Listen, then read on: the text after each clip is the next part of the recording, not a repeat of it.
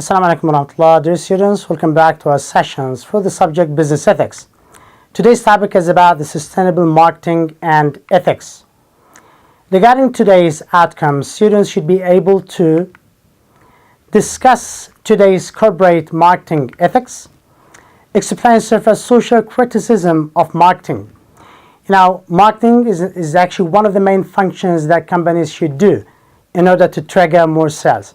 However, we have plenty of criticisms as to the way products and services are promoted, and that is why we need to discuss these various kind of criticism, evaluate the possible action by consumer to promote sustainable market or marketing, discuss several business actions toward sustainable marketing. Now, considering these objectives, we will cover the following contents. First, the corporate marketing ethics, which may vary from one business to another. Social criticism of marketing. Now, this is one of the most sensitive topics that we need to go through because this may have to do with the value of the customer itself and, of course, the interest of the business. So, consumer action to promote sustainable marketing. And on the other side, the business actions toward a sustainable marketing. Now, what we refer to by sustainable marketing is actually meeting the needs and the wants of consumer, but at the same time preserving the ability of future generation to meet their needs. This task is actually not very easy to do, but companies have to do to maintain ethics and to maintain good interests of their own business. Now, what do we mean by sustainable marketing and why is it important in today's business? Sustainable marketing is about meeting the needs of consumer at the same time of considering futures generations' values and ethical issues. One of these issues that we have to consider about future generation is their capability to live in a livable world. So, in terms of considering the interests of peoples nowadays and the future generation's interest comes these ethical points.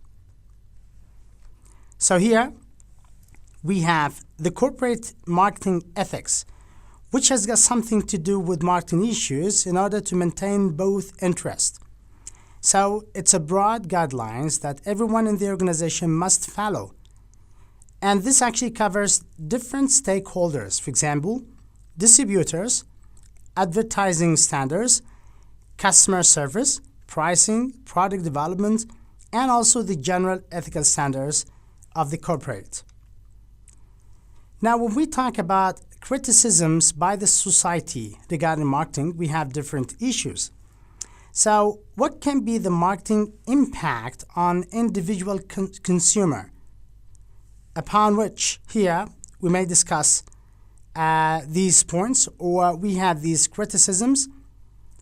We have the first one, high prices, deceptive practices, high pressure selling, shoddy, harmful, or unsafe products, planned obsolescence, and poor service to disadvantaged consumers.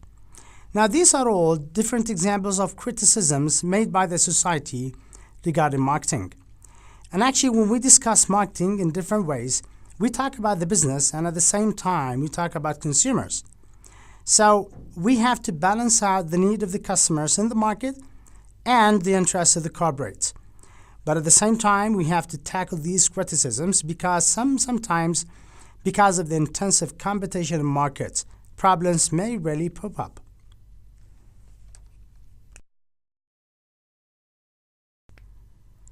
Now, the first criticisms of marketing is about the high cost of distribution. Here, we have a very common complaint about the high cost of distribution.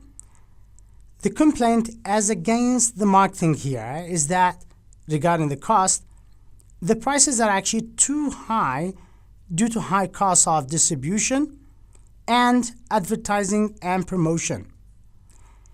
If you notice here, we're not talking actually about the private costs that go directly into producing the product. Rather, we're talking about the cost of distribution and the cost of advertisement as well as promotion. So the criticism here is about why customers have to pay full cost. They may not actually get something for return. So this may go against the right of consumer and the justice regarding compensatory justice in terms of whatever some customer may pay is actually should get something in return. So the money that the consumer should pay for these products is actually for the value that they get by using these products. And accordingly, the cost that is spent on distribution and advertising is getting nothing to consumer. So this is the first criticism. However, the response is as follows.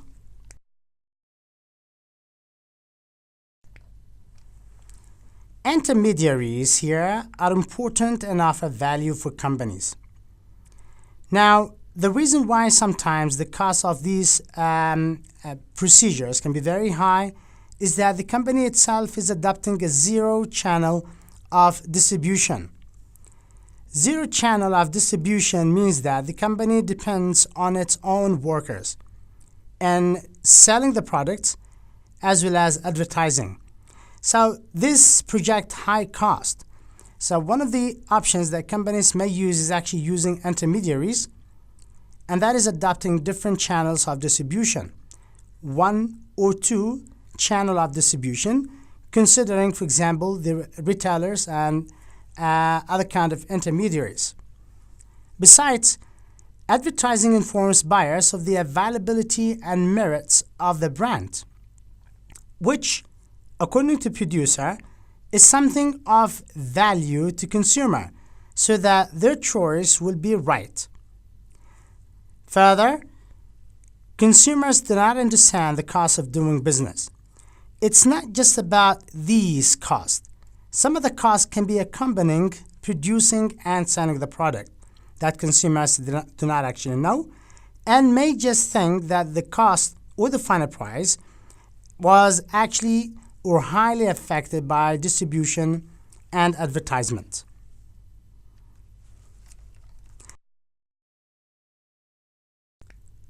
The second criticism of marketing is about deceptive practices. So the complaint here is about companies use deceptive practices that lead customers to believe that what they will get more value than they actually do. Specifically, as we talk about promotion and products that are intensively promoted. So these practices may fall into 3 categories. Now these categories are deceptive pricing, the first one, and deceptive promotion, as well as deceptive packaging. Now, consumers can be greatly affected by these 3 points. So when we talk about deceptive pricing, for example, consumers believe that the final price of the product is not actually matching the value that they get, and accordingly is deceptive. Besides, deceptive promotion is about the kind of promotion that may lead consumer to buy products that actually do not really need. And that is why we have different terms nowadays discussed regarding this point, which is compulsive buying. Compulsive buying is about buying products that actually are not important for the customers. Impulsive buying or purchase. And one reason why consumer may buy things they do not need is actually the promotion. The third one is about deceptive packaging. The way the package of the product is actually designed may attract consumer to buy products. And sometimes this packaging may include some kind of information which may be attractive to specific segments within the market. For example, like girls, adult, sometimes kids, or specific kind of needs and wants in the consumer, which are intensively emphasized in these packaging. leading consumer to buy more and more of these products. Another criticisms of marketing is about the high pressure selling.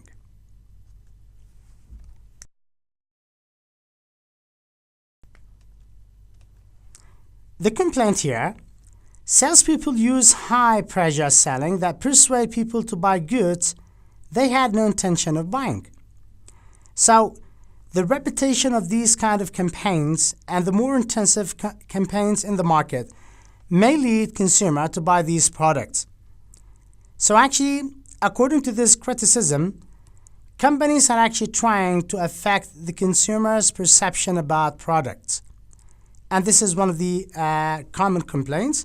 However, the response to this complaint as to corporate is as follows.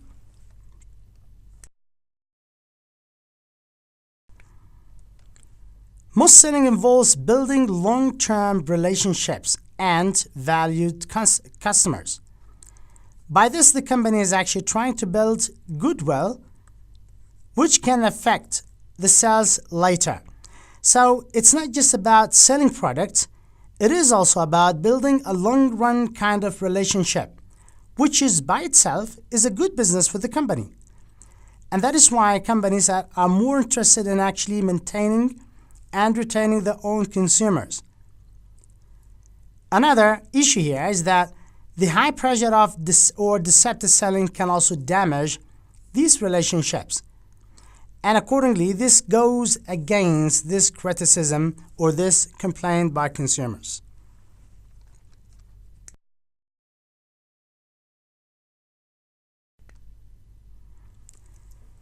Social criticism of marketing regarding the shoddy, harmful, or unsafe products is one of the very common kind of criticism. Now the complaint says here, products have poor quality and they provide little benefit and can be also harmful. So this is specifically talking about cheap products. The response here, good marketers and companies actually know that there is no value in marketing shoddy, harmful, or unsafe product because this will reflect negatively on the company itself. So accordingly, good marketers and corporates actually and always try to come up with a value that is based on the customer's needs and wants. And considering these two issues, besides the competition in the market, it would not be for the good interest of the company to market these kind of products. Another criticism of marketing is about the planned obsolescence. So the complaint here, according to different consumers, producers cause their product to become obsolete and change consumers' concepts of acceptable size to encourage more and earlier buying. This is one of the issues that is more common, especially in manufacturing industries, where we have, for example, laptops, cars, cell phones, etc. However, the response to this complaint is as follows.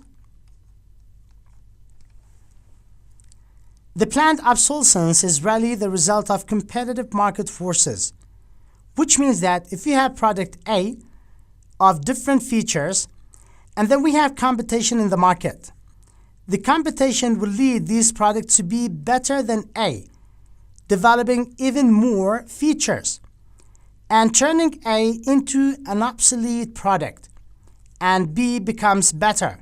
However, another force, which is competition, may emerge in the market with better features, leading B to be obsolete product. And accordingly, this is the mechanism. The free competitive market is actually based on such kind of response to needs and wants by consumer. And that is why we have nowadays a new term which is referred to as employment or consumer empowerment. That is, consumer in today's business are very well informed of the kind of features in the market regarding these products.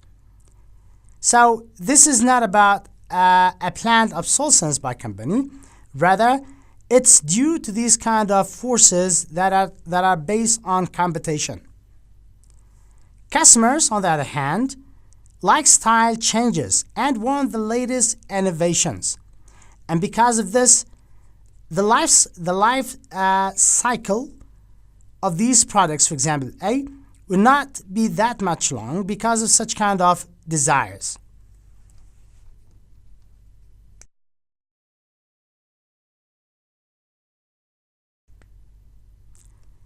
Now, another criticism of marketing is about the poor service to disadvantaged consumers. When we talk about disadvantaged consumer, regarding the capitalism, maybe we're talking or refer more to poor neighborhood, for example. One of these complaints is that, for example, in America, the American marketers serve disadvantaged customers very poorly. So, one of these indicator is that some retail companies redline poor neighborhoods, and accordingly, they avoid placing stores there. They believe that these neighborhoods will not trigger a lot of profits, so they target other kind of markets. Now, what could be the response to this criticism? Some marketers, on the other hand, profitably target these customers, and the FTC, this is the first issue. In today's business, and nowadays they refer to the market as the era of the cheap products. So, taking China as an example, China is collecting a lot of fortune by targeting those markets. So, targeting people in these neighborhoods is actually one of the ways of developing or promoting the business itself, considering the huge number of those people. Furthermore, there are some kind of institutions that may monitor the work of those marketers. For example, the FTC has taken action against marketers that do advertise false values, wrongly deny service, or change disadvantaged customers too much.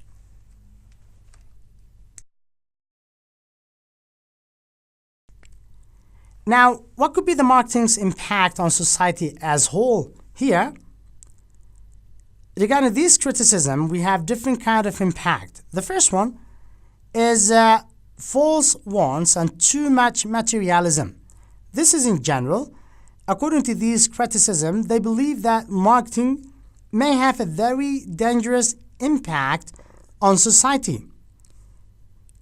Example of these kind of impact may come in terms of false wants and too much materialism in products, too few social goods offered by these companies, and cultural pollution.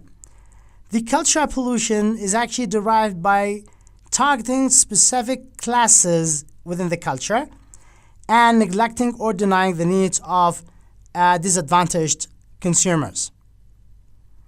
For that regards, we have some kind of actions which are very much needed to promote sustainable marketing. Now, we start with the first issue, which is more about consumer actions. Now, the term here is about consumerism, which is the organized movement of citizens themselves. So we're not talking about corporate, rather, we're talking about consumers and the kind of entities that may affect, such as government agencies, in order to improve the rights and the power of buyers in relation to sellers. For example, here, some of these rights that we talked about is as follows. The right of the buyer not to buy a product that is offered for sale. This can sound very good, but sometimes it can also be very complicated, especially in a market that is monopolized by one company or in oligopolistic markets where you have 3 or 4 big companies dominating the whole markets, and that the product itself is of inelastic kind of nature, which means that customers must buy these kind of products.